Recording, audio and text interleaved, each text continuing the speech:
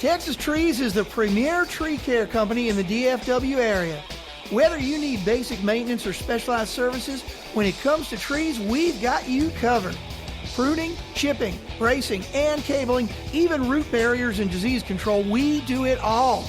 And if you aren't sure what you need, we have certified arborists on staff to point you in the right direction. Visit us at northtexastrees.net. That's northtexastrees.net. Good morning and welcome back. This is Parker Keane's MMA show. This is episode number 15. In this week's episode, we are going to go over some huge fight news that went down in the MMA and boxing world this week, as well as look back to the Bellator card that went down in London last weekend. And we're going to talk a lot about the huge boxing fight that took place last weekend where Deontay Wilder viciously knocked out Luis Ortiz in their rematch. Let's get into it. Welcome to Parker's MMA show. If you want to learn about all things going down in the fight world, you've come to the right place. Each episode, your host Parker Keane will take a deeper dive into the always entertaining world of sanctioned fist fighting. Now here's your host, Parker Keane.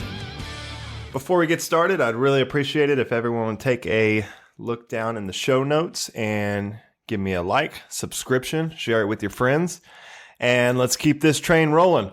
So, all right, getting started this week, I want to first talk about the huge boxing fight went down this weekend. I was really looking forward to this. This was Luis Ortiz and Deontay Wilder in their rematch of a fight they had a year ago, in which Deontay Wilder knocked out Ortiz late after getting hurt early.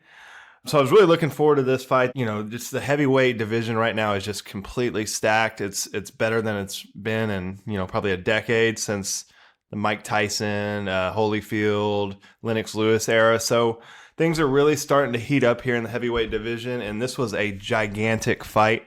There was a lot riding on this fight. Obviously, Wilder, we've talked about in previous episodes, has a giant payday lined up with Tyson Fury in early 2020. They're slotted for February 22nd of 2020. And he had to get past Luis Ortiz this past weekend. And Luis Ortiz is a guy that no one wants to fight in the boxing world. I've heard him compared a lot to Yoel Romero, how Yoel Romero, in the MMA world is just a super dangerous fight that no one wants to take. Ortiz is a guy that's had over 500 amateur fights. He's an incredible boxer. I think he can be competitive with any of the top heavyweights right now. Tyson Fury, Wilder, Andy Ruiz, and Anthony Joshua. I think Luis Ortiz spots in right there with those guys. So this was a super dangerous fight for Wilder. The fight started relatively slow. Wilder had a super entertaining walkout where he has this ridiculous costume on with diamond mask and diamond shoulder blades and all kinds of crazy shit. He looked like Xerxes from 300. If you haven't got a chance to see his walkout, you should definitely check that out. But he had, just a super long, dramatic, drawn-out walkout. Luis Ortiz got in there pretty quick and looked like he was ready to go. So, yeah, the fight kind of went how I said it would last week. I thought Luis Ortiz would outbox Wilder again just because he's the better boxer. He's a much better just overall boxer. He's more well-rounded. His combos are sharper. His fundamentals, his footwork, everything. But, like I said last week, when you're fighting Deontay Wilder, you have to be perfect for 12 rounds. He has to be perfect for 1 second. That's all it takes. One clean right, and you are knocked the fuck out. And that's exactly what happened. The fight was slow. The crowd was starting to get, I think, a little agitated probably around the fourth or fifth round that it was moving so slow. And that's how it goes. Luis Ortiz, he's, night and day a better overall boxer. But, you can't let it go against Deontay Wilder. If you make one slip up, you're getting knocked out. So, the first 6 rounds, to me, were really dominated by Ortiz. Even though it was close, Wilder just really wasn't doing anything. Ortiz was just walking him down. He didn't really make solid contact, but he hit him a couple times good. And, I was confused that the judges, whoever was the ringside judges for Fox, I mean, they had it like 50-50 round-wise going into the sixth. And I didn't see how they had that at all. That didn't make any sense. So, I mean, the first 6 rounds are pretty much all Ortiz. And then the 7th round comes around. Wilder starts to pick it up a little bit. And, I mean, he uncorks a fucking nuclear missile. And it's just a perfect 1-2. Hits Luis Ortiz. It was almost above his eye, like kind of on his forehead. And both of his knees buckle. His head just snaps back. The replay of the knockout is just unbelievable. You just see sweat flying everywhere. I mean, Luis Ortiz is a big dude, and it completely buckled him, stunned him, knocked him down. And that was it. He couldn't recover. He was out, and that's all she wrote. But that's how dangerous Deontay Wilder is. I mean, he can put you away at any point in the fight. He's similar to like Francis Ngannou in MMA. I mean, these guys aren't going to be the most polished fighters or boxers, but they just have something that you can't teach. I mean, you're not going to develop. You're never going to catch up to their power. They have freakish, God-given power, and that's all it takes. So that's what makes, guys like that exciting. And I think in Deontay Wilder, I mean, we've got a very, very special heavyweight on our hands, and it's getting to the point where he's going to be must-watch TV. He's getting the buzz that a Mike Tyson did, in his prime when he was just knocking everyone out. So, yeah, I mean, great, unbelievable win for Deontay Wilder. His sights are on becoming the undisputed heavyweight champion. So the next 2-3 years, I mean, we're going to have gigantic fights. He's going to fight Tyson Fury, which, those guys fought to a draw, where Tyson Fury pretty much dominated the whole fight. And then Deontay Wilder caught him late and, I mean, looked like he absolutely murdered Fury. And Fury rose from the dead like a zombie. So, yeah, I mean, no one's been able to handle Deontay Wilder's power. I think he's 42-0 with the one draw to Tyson Fury. Out of those wins, he's got 41 knockouts. I mean, that is unbelievable. They put up a stat. I think he has a 95% finish rate in his fights. So, yeah, I mean, Deontay Wilder is becoming a gigantic star, and I have a lot of respect for him. He's a guy, he's not shying away from hard fights. You've seen Tyson Fury. He's fought a couple bums in between his last fight with Deontay Wilder. He got challenged in that Otto Wallin fight, but, Otto Wallin, Tom Schwartz, two of those guys that, people have never heard of. Same thing with, Anthony Joshua. He's been known to just fight guys to boost his record, and he steers away from the hard fights. Deontay Wilder wants to fight everyone. He wants to knock everyone out, and he wants to be the greatest knockout artist of all time. That's why I think he's becoming a huge, huge fan favorite.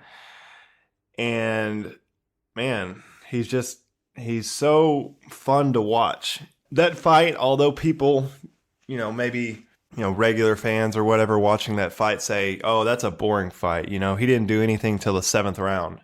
For me, I was on the edge of my seat the whole time. I mean, the tension was so crazy. I just knew at any moment, if he uncorked that right hand, it could be game over. And that's what happened in the 7th, and I saw a guy on Twitter. Let me see what he said. RJ Clifford, he's a reporter, but he said that right hand was a $20 million right hand. And it was. I mean, that sets up a gigantic money fight with Tyson Fury. I know it's relatively short turnaround. It's, 3 to 4 months, but the buildup to that is going to be awesome. Both of those guys are great at selling fights and selling themselves. And I mean, really, those guys, they're kind of each other's kryptonite right now. I mean, I think Tyson Fury beats both Anthony Joshua and Andy Ruiz. I I think Deontay Wilder knocks out both of those guys. So to me, I mean, the best heavyweights in the world right now are Tyson Fury and Deontay Wilder. And they're going to fight. And it's right around the fucking corner. So I am absolutely pumped for that. That's going to be a huge, huge payday for those guys. And they deserve it. You know, yeah, I don't know. For Tyson Fury, I think he's probably going to have, you know, a similar game plan as Luis Ortiz did. You know, you just go in there and you want to outbox Wilder because, you know, Tyson Fury's, you know, he's 6'9", Wilder's 6'7", so Fury's going to have the reach. His boxing ability, skills, you know, they're just night and day compared to Deontay Wilder. So for me, Tyson Fury's got to go in there. He's got to outbox Wilder. He's got to control the fight, and he's got to stay away from that right hand. I mean, it's a simple game plan, and he did it for 95% of their first fight. But you saw what happened in that 12th round. I mean, Wilder, his power never fades. He can knock you out in the first round, or he can knock you out in the 12th round. So for me, it's a very, very simple game plan for Tyson Fury to get this win and for him to move on to the next fight. But with Wilder, his right hand's just an X factor. I mean, it can come out of nowhere. It can come at any point in the fight. It can end the fight at any point in the fight. But yeah, I mean, I'm super, super pumped for this rematch. I mean, Tyson Fury is the only man that Wilder has not knocked out. You know, he rose from the dead after that knockdown, and he's been the only guy that has been able to get up. Everyone else goes to sleep. So yeah, I'm really, really excited for the rematch.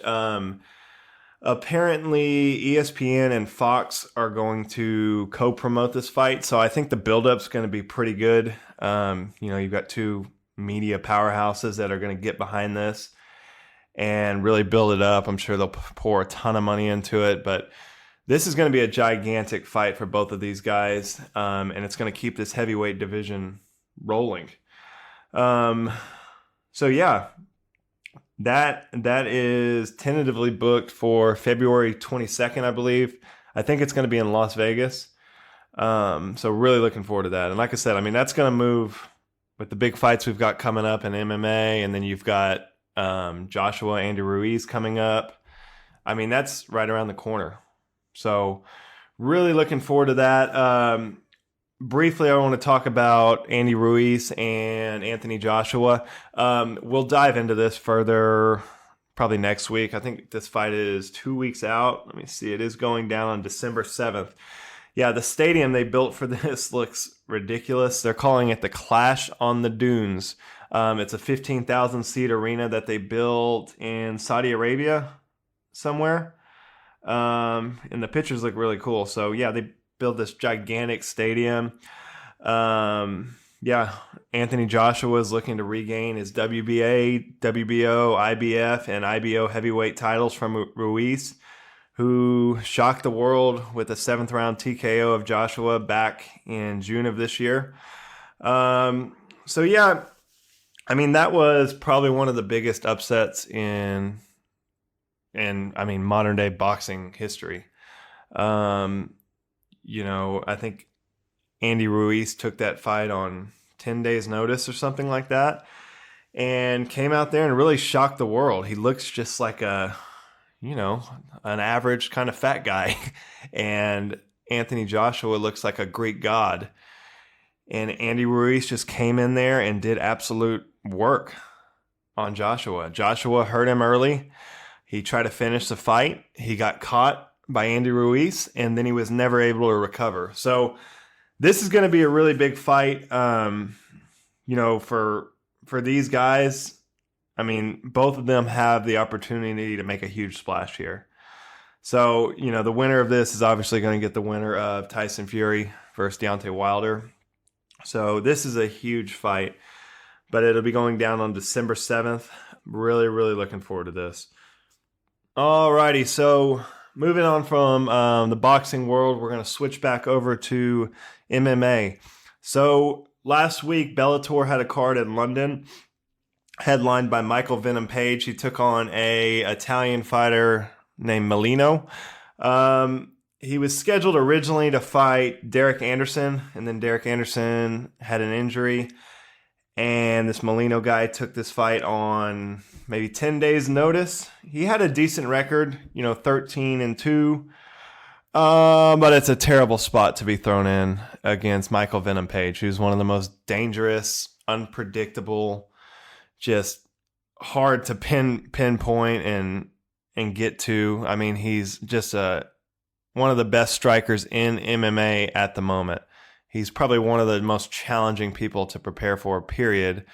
So to expect a guy that's never, headlined a big UFC or Bellator card to step in on 10 days notice against Michael Venom Page, I mean, what the fuck do you expect is going to happen? He's going to get viciously knocked out. Michael Venom Page is going to get another gigantic highlight reel knockout. And then there's going to be a lot of criticism on Bellator and the matchmaking and all of that. So, yeah, that happened again. Michael Venom Page gets just a vicious knockout at 147 of the first round. It's a tough spot for Bellator to be in. Michael Venom Page is obviously one of their biggest stars.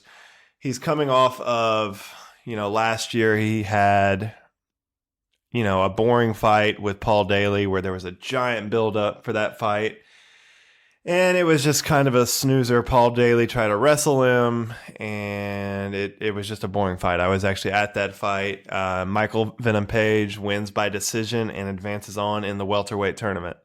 He gets matched up against Douglas Lima, who is now the current champion.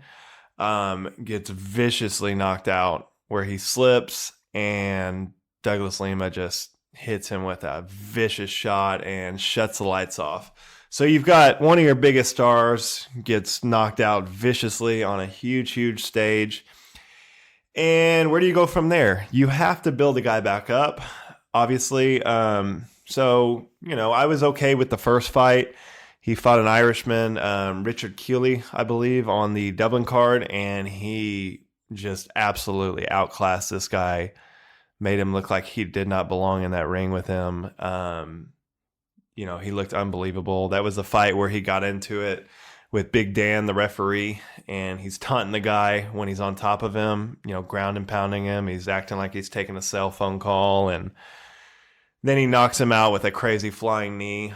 So, I don't know. It's a hard spot for Bellator to be in. I mean, these top-level fighters, I mean, a lot of them don't want to fight Michael Venom Page. He's a hard guy to match up. And then, I mean, you're not going to get a quality opponent. No one in the top 10 in Bellator is going to step in and fight Michael Venom Page on 10 days' notice. It's just not realistic. It's not going to happen, period. There's been a lot of criticism that he's getting, tune-up fights after being knocked out by Douglas Lima. But, I mean, I totally understand it. You got to build the guy back up. You got to get his confidence back up. I mean, he's a huge star for you, especially in the European market. There's no one really, maybe James Gallagher coming up from Ireland, but over in Europe, I mean, Michael Venom Page can headline a card anywhere, and it'll be a huge success for Bellator. So, one side of the spectrum, they've got to kind of protect him and build him back up and build buzz behind him by getting these vicious knockouts, but eventually he's going to have to start fighting the best of the best. So he's kind of at a spot in his career. I think he's 17-1. I listened to Big John and Josh Thompson. They have a podcast, I think, called Weighing In. But Big John, legendary referee in the UFC, Bellator, everywhere, made a great point. He said, listen, when Anderson Silva came over to the UFC, his record was about the same, and he had fought a lot of guys that, you had never heard of. And, he was fighting in smaller organizations, whatever. But it's very comparable to where MVP is. And I think, MVP is just getting going in his MMA career. He's still a young guy. He hasn't taken hardly any damage besides that one knockout to Douglas Lima. So I think he's a guy that's going to be around for the next, 6, 7, 8 years, and he's going to make a huge splash, and he's going to go on a run. And I think everyone just needs to hang in there. I mean, yeah. MVP, I mean, he's a once-in-a-lifetime just fighter. Just the way he fights, his knockout reels, the way he talks shit, his celebrations, the way he carries himself, him on the mic, everything. He's just an unbelievable fighter. And it's someone who I think Bellator is going to protect a little bit, but eventually he's going to have to fight these top guys. He's going to have to fight Douglas Lima again. He's going to have to fight Rory McDonald. He's going to have to fight the Logan Storley, Neiman Gracie, Paul Daly, John Finches of the world. And that's coming, What's next for him? I'd like to see him fight Derek Anderson. I think Derek Anderson's a tough guy. He's a guy that fought most of his career at 155, but never really been finished by anyone. So that would be an interesting fight. If not Derek Anderson, you've got, like I said, Logan Storley, who's a phenomenal wrestler. That would be an interesting matchup. Neiman Gracie, one of the Gracies, phenomenal jiu-jitsu guy, had a great fight with Rory McDonald. The Paul Daly fight would be fun. The first one was kind of a dud, but that could be a really fun fight that they could, sell very easy and have it over in London or, somewhere in England where both of those guys are from. I think that would be a gigantic fight. And then you've got like John Finch is over there. John Finch is a phenomenal wrestler. So it'd be interesting to see what he would do against those wrestlers or someone with a super high caliber of jiu-jitsu like Neiman Gracie. So I think he'll take one more fight, with guys kind of in that range. And then after that, I think it's back to the top. I think it's Douglas Lima, Rory McDonald. Those are the guys he needs to be chasing. So, yeah, I mean, for MVP, he can only fight who they match him up with.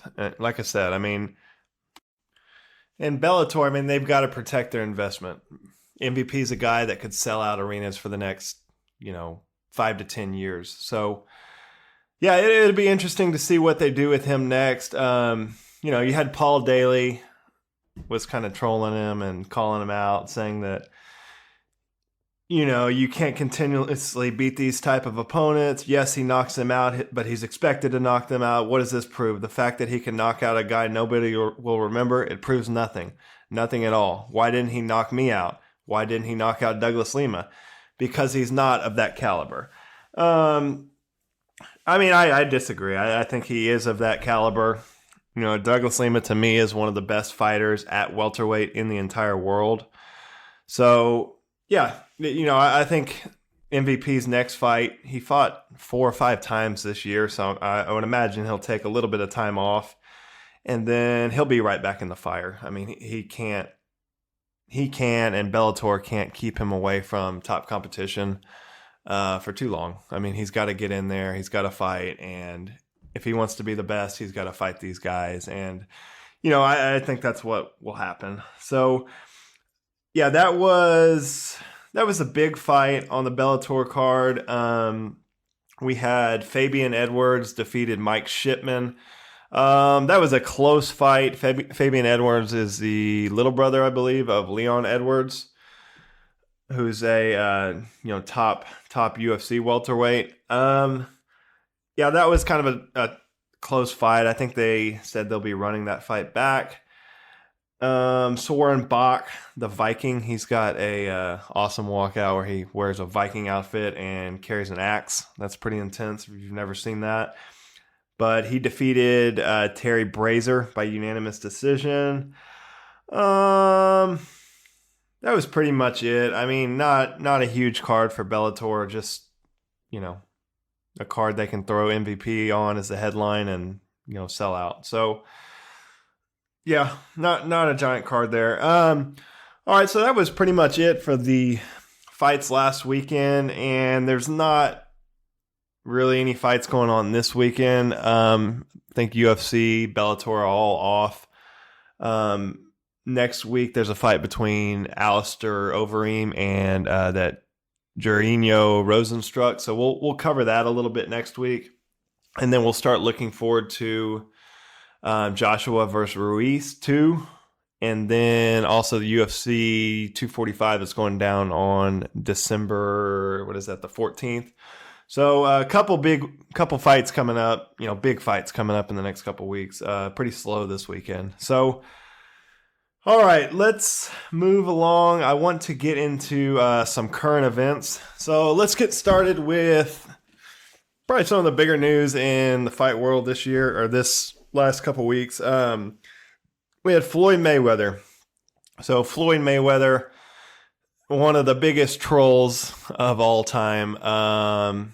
Floyd is a master of keeping his name in the headlines. He's 42 years old, about to be 43.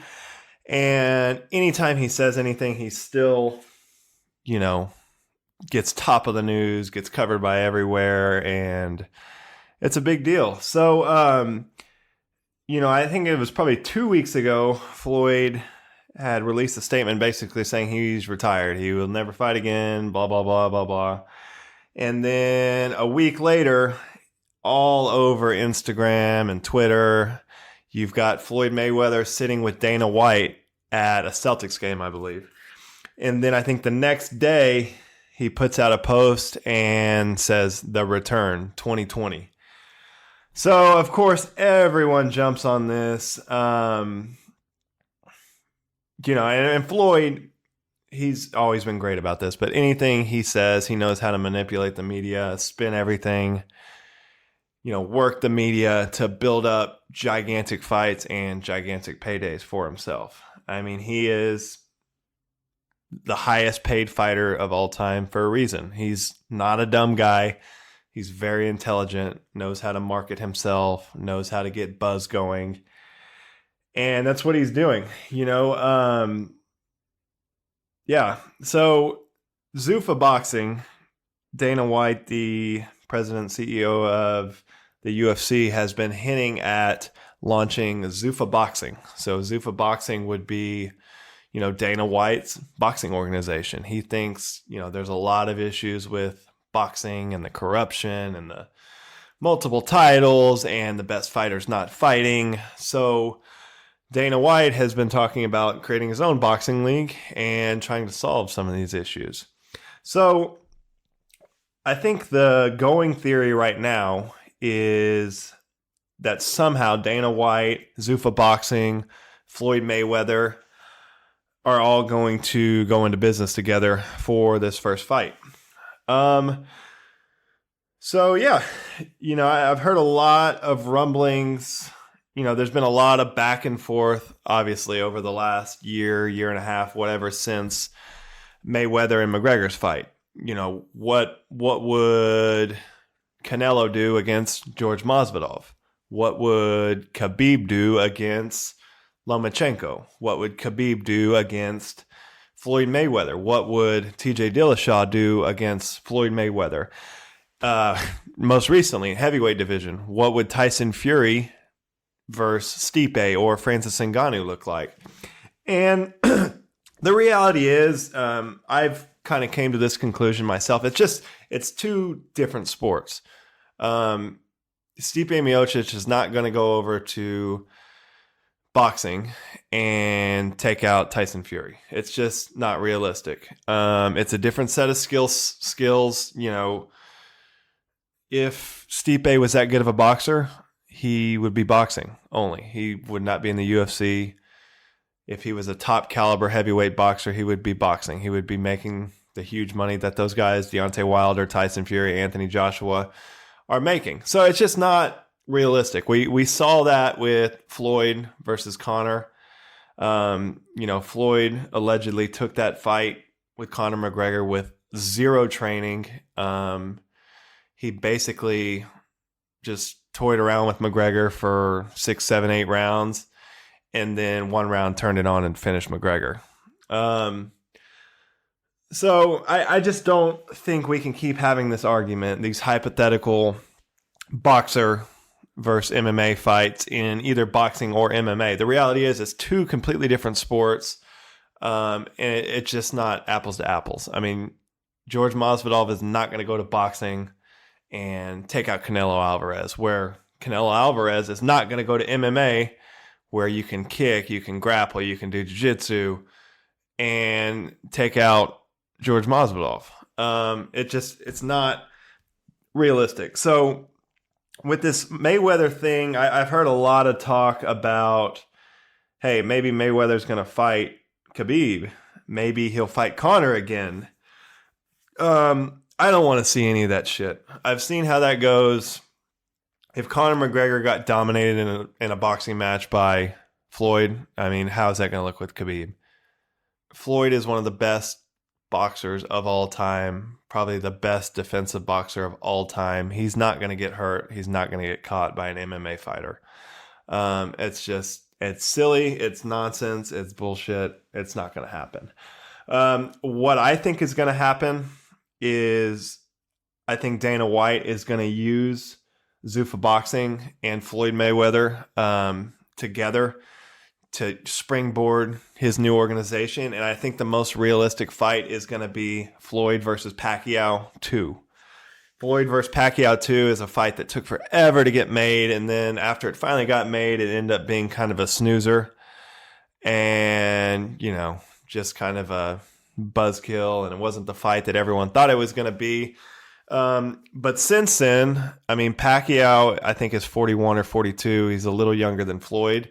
He's been looking unbelievable. So I think if Floyd really wanted to come back, put his undefeated record on the line, and get a gigantic payday, I think that's a fight a lot of people would buy. And I think it's a winnable fight for Floyd. Still, I mean, he's still Floyd Mayweather, even though he'll be 43 probably when they fight. That's a giant fight. I think that's a fight that both of those guys could get behind. Everyone's going to make a shitload of money, and it's going to be a legit boxing match. It's not going to be, freak show boxing match where Floyd Mayweather comes over and knocks out Conor McGregor, wins $100 million and fucks off for a couple years, or where he fought that guy in Japan and knocked him out in the first round, won $10 million and I think 2 minutes or something. This would be a legit fight that fans can get behind, and I would be really interesting to see that fight again. So I don't know what the plan is for ZUFFA Boxing. If there's going to be some crossover, it'd be interesting to see crossover, boxing matches between MMA fighters. Dustin Poirier has kind of hinted at fighting Conor McGregor in ZUFFA Boxing. That would be super interesting. Nate Diaz versus Conor McGregor, ZUFFA Boxing. That would be really interesting. I think that'll probably be the strategy, is to, make a gigantic splash with the new organization. And then Dana will use, the similar model to what he's used in the UFC to build up this ZUFFA Boxing and get it off the ground. But, I think there's got to be an announcement coming soon for that. I think it was slotted. ZUFFA Boxing was supposed to launch in late 2019, and we're almost to 2020. So it makes me think that something huge is in the works, since it hasn't, there hasn't been an announcement, and they're probably trying to work through the details and all of that. So I would expect something to be coming down the line shortly for that. Canelo, and this is just kind of MMA boxing crossover. Canelo completely shut down the fight with George Masvidal. He said, "With all due respect, I've always felt that I have nothing to do in an MMA cage. I think the same goes if they get in the boxing range. They have nothing to do. But from a business standpoint, yes, it's attractive, but it's not a challenge for me. Therefore, it's not a priority." Exactly what I'm saying. If they want to make a shitload of money, yes, I think that's a fight you can make, but it's not realistic for George Masvidal to go in there and beat Canelo in a boxing match. It's just not reality, even though everyone wants to make these crazy hypothetical fights. It's not reality. I think everyone needs to just kind of stay in their lane in this crossover boxing to MMA shit. The only one that I would be interested in at the moment is Tyson Fury. I think Tyson Fury has the skills to come over, especially in the heavyweight division, and put on some really fun MMA fights, competitive fights. I think his boxing is just unbelievable.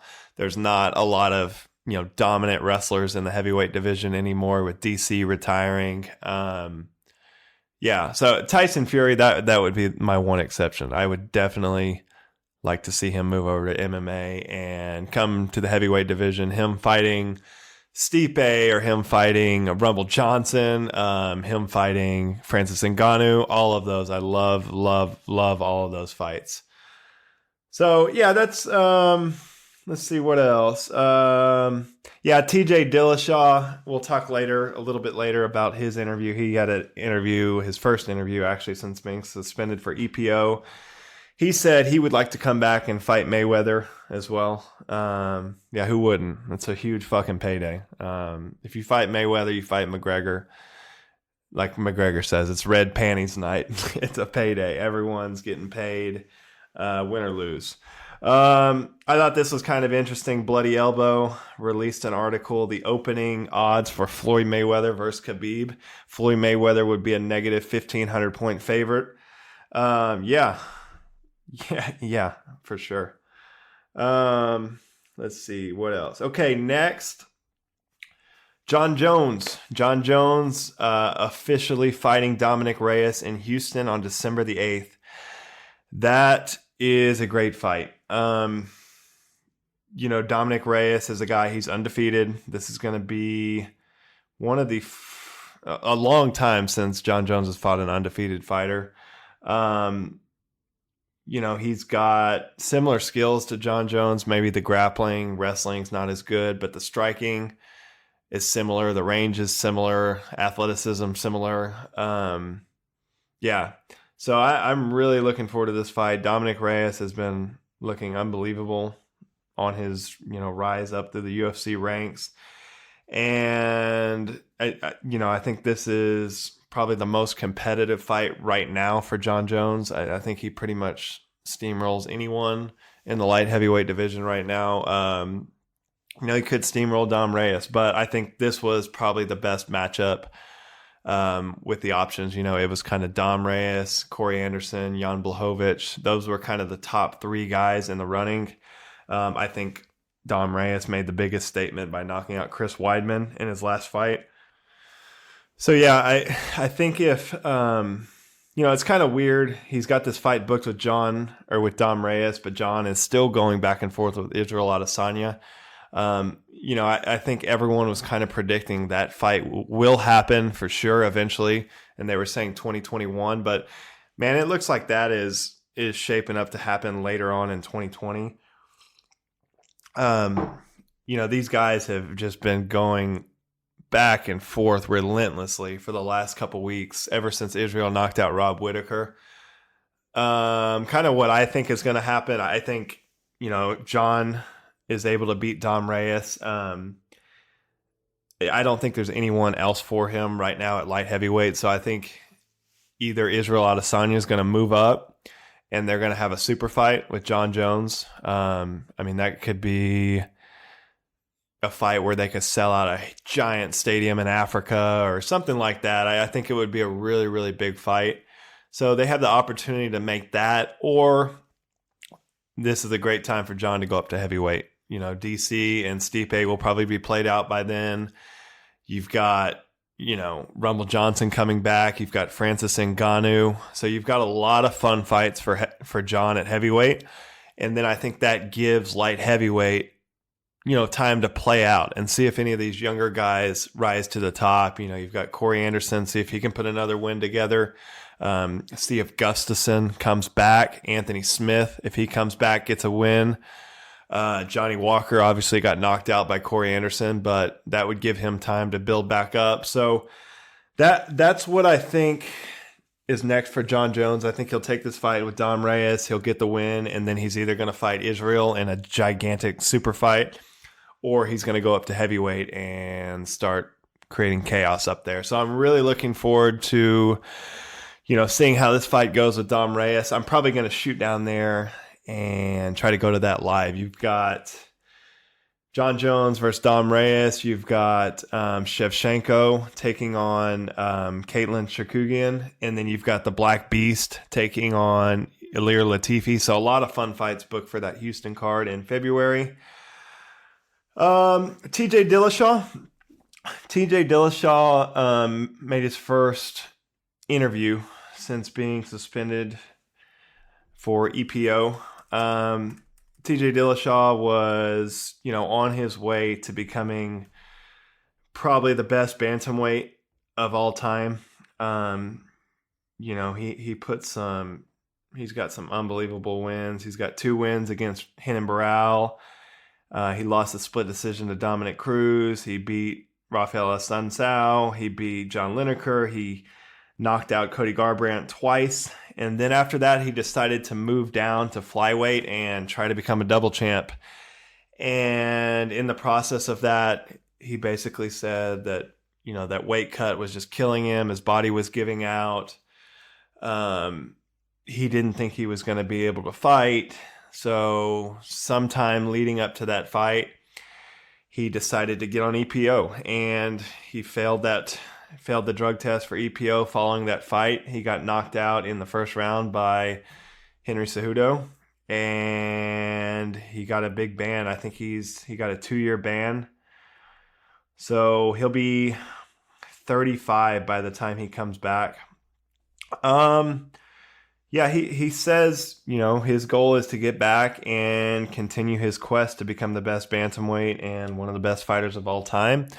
And the reality is, he still has time. And by the time he gets back, I think bantamweight will be just absolutely on fire. So that'll be interesting to see, how all that plays out. But apparently he had 2 shoulder surgeries from just kind of lingering injuries. And yeah, he's looking to make a return and run through the division and get his belt back and get back on top. So that'll be interesting. In MMA, 2 years flies by. So yeah, that was TJ Dillashaw. And then he did make a call out of Floyd Mayweather, which I think is a little unrealistic, but shoot your shot. Why not? Cody Garbrandt, talking shit, of course, saying this is some bullshit. He's been on EPO for years. Wouldn't be half the fighter he was without it. Cody Garbrandt, obviously one of his biggest rivals, gonna talk shit. That's how it rolls. Also, Robert Whittaker came on Ariel's show. That was interesting. Robert Whittaker is one of my favorite fighters. Obviously, just had that devastating loss to Israel Adesanya. Whittaker, he said that basically losing his title took a huge weight off of him. And you've seen this with Rose and Randy Couture and Mighty Mouse, former champions, that once they lose their title, they just say, it takes a huge, huge weight off of you. Because when you're the champion, you obviously get paid more, you get bigger fights, but there's a lot of pressure that comes with that. There's a lot of media, there's a lot of obligations, there's a lot of travel.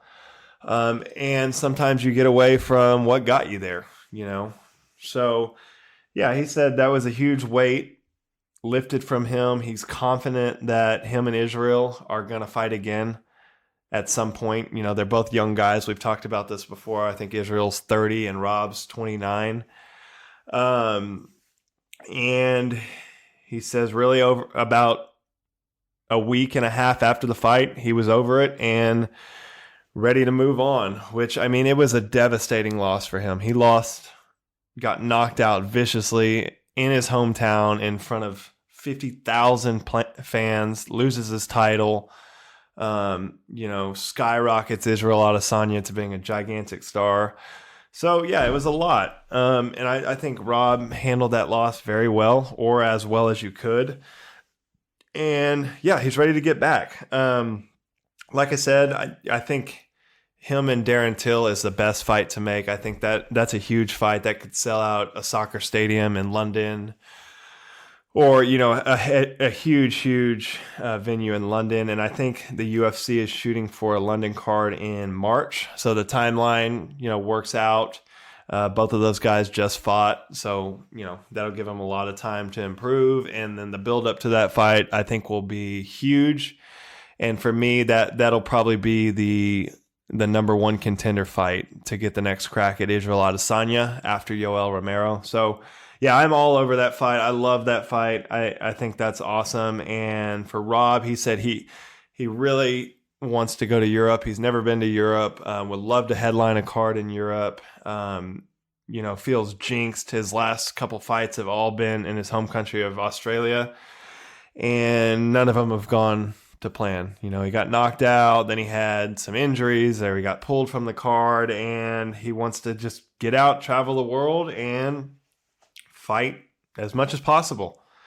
So yeah, Rob Whittaker, he predicted that Israel would beat Yoel Romero too. He says Yoel Romero will never be the same after their 10 rounds of fighting, which, I've said about Rob. I think when you go to war with someone like that for 10 rounds, neither guy is going to be the same. You're going to be compromised. You're going to lose a bit of yourself. You're going to leave a bit of yourself in there. And that's just the reality of it. So yeah, Rob Whittaker looking to get back in March. That would be awesome. I would really like to see that. Real quick, Justin Gaethje. I heard him on Michael Bisping's podcast. Justin Gaethje, one of my favorite fighters, one of the best lightweights in the world right now, on an absolute tear. The last 3 fights have been all knockouts, and he's kind of sitting there waiting, really. He's slotted at number 3. You've got Dustin Poirier at number 2. You've got Tony Ferguson at number 1, and then Khabib is the champ. So Khabib and Tony are slotted to fight. You've got Dustin is coming off an injury. He's going to be out for a while. He probably won't come back till March. And then you've got Conor coming back, allegedly slated to fight Donald Cerrone, who's number 4. So yeah, Justin Gaethje is just kind of sitting there without a dance partner. So, I think he'll probably wait and see what happens with the Tony Ferguson Khabib fight. See what happens with the Conor Cowboy fight. I love Justin Gaethje against the winner of Tony or Khabib. I love Justin Gaethje against Conor. Justin Gaethje, like Deontay Wilder, is just must watch TV. Every single fight he's been in is chaos, vicious knockouts. He comes in there to end you, put you away, and yeah, he's unbelievable. He's one of my favorite fighters. He's 22-2, 17 knockouts. So yeah, he's one of the biggest action fighters, of this generation. And I honestly think stylistically, besides Tony, he is the most dangerous fight for Khabib. His leg kicks, his wrestling, his takedown defense, his constant pressure. That's a very interesting fight. If Tony Ferguson can't get it done against Khabib, I think Justin Gaethje's the guy. He would be the next guy in line for sure. He said he's willing to fight Conor. He's willing to fight Dustin, but he wants Khabib. Khabib said he only has a couple more fights, and Justin Gaethje wants to be the guy to take Khabib's So, it's good to hear from Justin Gaethje. Looks like he's, starting to train and starting to get rolling again. All right, so that's pretty much it in the current events. We'll run over some fights we had booked, and then we will get out of here. Short week this week. Obviously, like I said, not a lot going on, in the MMA world. So, relatively short week. But Tony Ferguson versus Khabib. This will be the 5th time they try to make this fight. This is the fight that I think every MMA fan has just been dying to see for, the last 4 or 5 years. Tony Ferguson is just the Terminator.